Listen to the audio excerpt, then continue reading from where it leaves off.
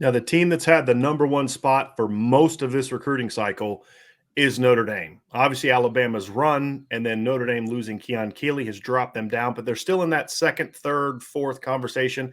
Some big names still left on the board, John. This is a different Notre Dame class than we've seen. Even with the loss of Keon Keeley, it still has more points than any Notre Dame class in the last decade, outside of a class that had a guy named Jalen Smith, another dude named Will Fuller, another dude named Mike McGlinchey. I don't know if you've heard of those guys or not. Not bad. Not bad. They were decent. So Marcus Freeman is doing some things there, right? Can he be the difference between Notre Dame's had some highly ranked classes early in the past, load up, and then they're done as everybody else catches up.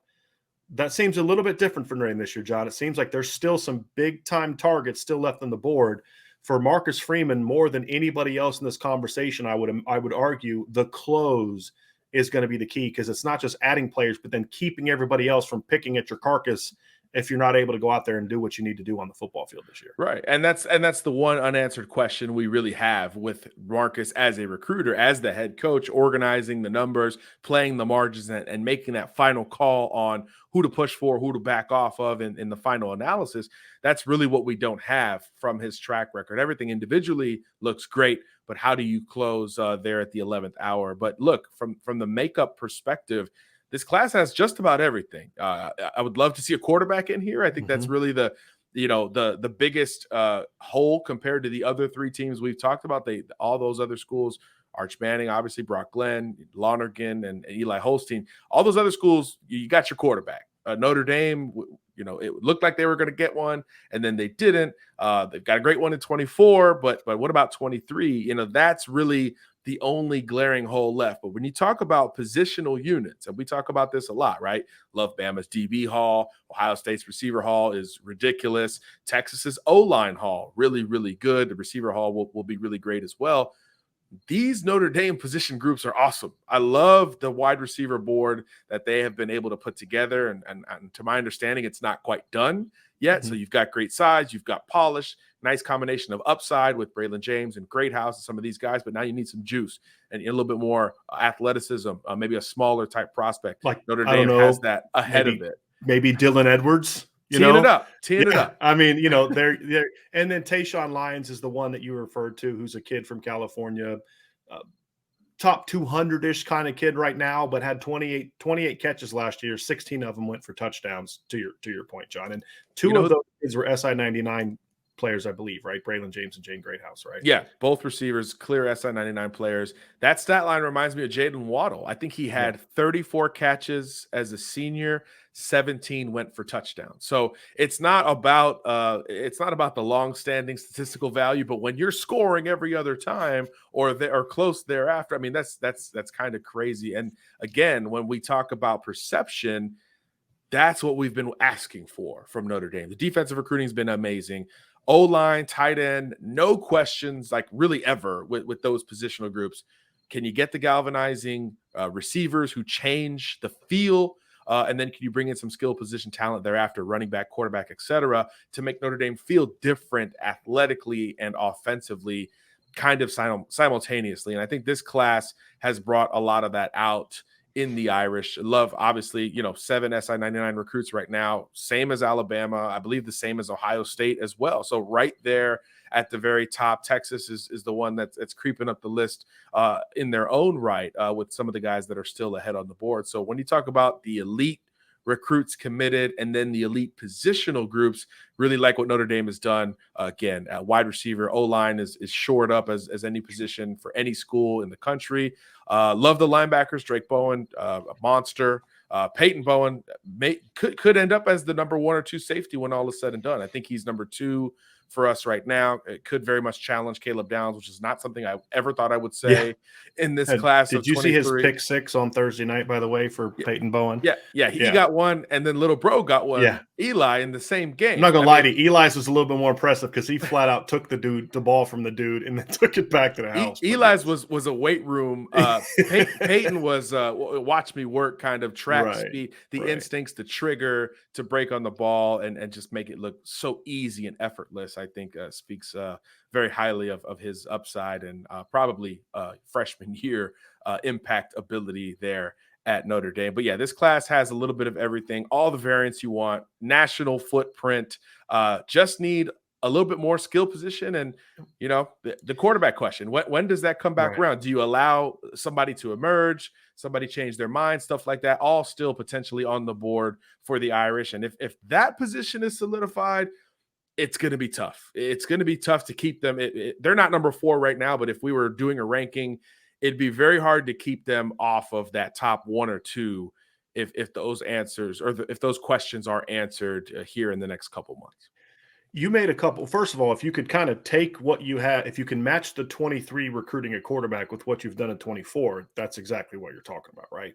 But you also talked about something else, John, that I thought was interesting, because what is the one thing that you always hear about Notre Dame? Whether it's true or not, what's the one thing you always hear about Notre Dame? They still have enough speed on the perimeter. Right. When you watch the Rose Bowl in 2020 against Alabama, it was painfully obvious for Notre Dame fans that you don't have enough athleticism on either side of the ball. I mean, you've got big Ben Skoranek size, Javon McKinley size, tight end, and you had these big guys, Michael Mayer, and then on the, Kyle Hamilton. But after Kyle Hamilton's like, your athletes just can't hang with those athletes on the perimeter. You've got your Jeremiah Owusu-Koramoah, you had NFL guys in the D line, but you couldn't hang on the perimeter. I think that's the thing that stands out to me. You're talking about Peyton Bowen ran a 4.38 at Notre Dame's camp last summer. You saw the speed on that play. From an electronic time and track time, he is the 3rd fastest kid in this Notre Dame class. He lost, and you saw it, he lost to Dylan Edwards at the Future 50 in the 40. Dylan Edwards had even faster time. That's a kid that had 2,600 yards rushing last year and 38 touchdowns and averaged over 12 yards a carry. And then the fastest guy in the class is another kid from Texas, Micah Bell, who has run in the 10.3 range and the 100 consistently in the 10.4s and ran a 20.89 in the 200-meter dash this year. The same day, he ran a 10.46 in the 100. The same day, he jumped 24.5 feet in the long jump. Same day. I think that's the thing that we're seeing from Marcus Freeman last year and this year, the Jalen Sneeds, the Josh Burnhams, like raising Ben Morrison, Jaden Mickey, raising that athleticism level. And this class, with the DBs we just mentioned, Peyton Bowen, Micah Bell, Christian Gray, there's 2 players in the top 60 of the SI-99, a linebacker, and Drake Bowen, Jane Alsbury. They can both run. They can cover. They can cover. Braylon James, most years at a 4.47 electronic, is the fastest receiver that Notre Dame has signed. He is not the fastest receiver in this class. So I think, and then if they can add Jeremiah Love, the burner from St. Louis, I think that's the biggest thing that Marcus Freeman is doing, that he needs to close on, hold on to the guys that we just talked about, and then add a Jeremiah Love and a quarterback. Now, all of a sudden, you're seeing Notre Dame add that influx of speed that you see Alabama do constantly, that you see Georgia and Ohio State and Clemson do constantly, that Notre Dame does a guy here, a Kyle Hamilton, a Will Fuller, a Chris Tyree, but not doing it year after year after year. I think that's what this class adds. And I think that more than anything is why Notre Dame's in this conversation, because you look at the SI-99 guys, John, you said there's 7 of them, 2 receivers, 2 DBs, 2 linebackers. There's only 1 offensive lineman from Notre Dame's class in the SI-99, as good as that line class is. Right. 6 skill players in that. That's the difference for me. That's how you draw it up. Right, exactly. That's how you draw it up from a desirable perspective for Notre Dame. And that's the day you hear they're going to hire Marcus Freeman, that's the first thing that came to my mind was they're going to go bolder and faster and younger and be able to go out and compete athletically like they never have before. And we're seeing it immediately. And I think that is another great sign, again, as we try to figure out, still first-year head coach, we still try to figure out, what he is as a recruiter.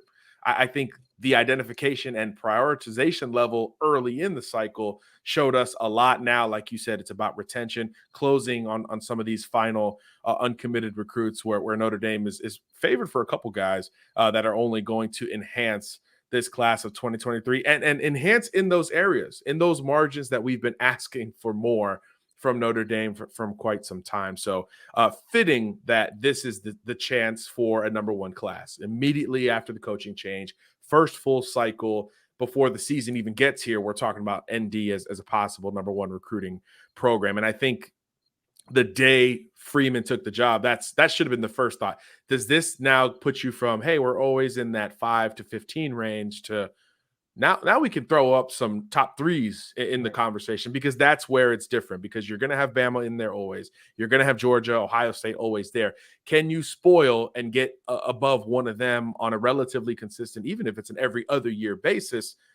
You're in the playoff every few years. I mean, sometimes it's just that simple. So it's fitting that this class at Notre Dame has been number one the longest. And again, if they answer a couple of the remaining questions, they're going to have a chance to hit it there on the back end.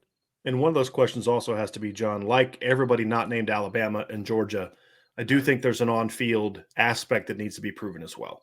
Can he take Notre Dame into Columbus and do what Brian Kelly never did, which is compete on the big stage? Win or lose, I look at that game for Notre Dame a lot like the Alabama game for Texas. Agree. You don't necessarily have to win, although a win is monumental, but you have to compete. You have to show, hey, so-and-so, you're the difference between us losing that game by 3 and us winning it next year when Ohio State comes to our place. And then you have to go beat a Clemson. You at some point in time, Notre Dame has to be defined by the games they won, not the games they were competitive again in. And they were competitive twice against Georgia. And then Brian Kelly liked to claim, well, we didn't lose to Clemson in 2018 as badly as Alabama lost to them, and we didn't lose to Alabama in 2020 as bad as Ohio State lost to them. That's not what you want to be kind of banging on the table saying we're getting closer, right? It's got to be starting. Not your head coach. Not your head coach. That's for us. That's for us to play around with and message boards, but not your head coach. No. But that's what they need to do. The on-field results have to start looking like those other teams. So for Texas and Notre Dame especially, yeah, you got the momentum, young, brilliant, offensive mind in Sark, who has a ring as a coordinator somewhere else. And you've got your quarterback, and there's some momentum there, but he's got to go prove it on the field. And I think the same thing is true for Marcus Freeman, especially since he inherited a program that has won 10 games each of the last 5 years. It's like, hey, can you keep this ball rolling, maybe even take it to another level? If he can show that, then I think he makes the original question you had about closing. I think he answers that. But again, this is a show me business, and players can think you're cool and hip and I like you and respect you, and I think you care about us. But at the end of the day, can I win a championship with you? And can you send me the NFL? And those are questions that Marcus Freeman still has to answer. 100%. But like you said, with what he inherited, that's a great point at Notre Dame. It creates more benefit of the doubt.